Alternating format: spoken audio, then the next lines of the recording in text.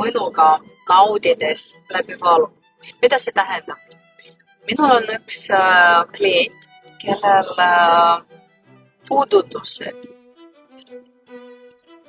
provotseerivad tunda valu, kõidi, ebamugavus ja vahest me teeme kontaktivaba toksenmassaaži, sest keha on nii tundlik.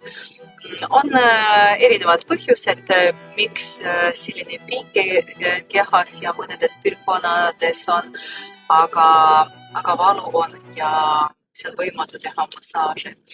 Ja täna me saime saavutada super tulemuse. Ma sain teha kõike nende lihastega, mis on pinges. Ja see valu või sellised kehareaktsioonid olid tema kontrolli all. Ja miks ma sellest räägin, et mida rohkem sa jagad oma tunned, mida rohkem sa jagad oma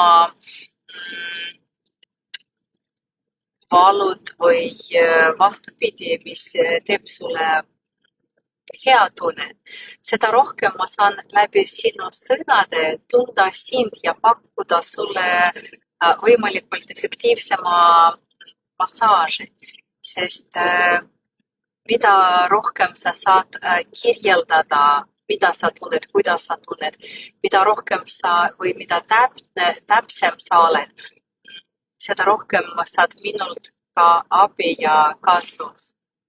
Ja miks sellest ma räägin, et kui sul on kehas mingid pinged, valud, ei ole vaja kannatada ja rääkida või teha nagu ei ole midagi.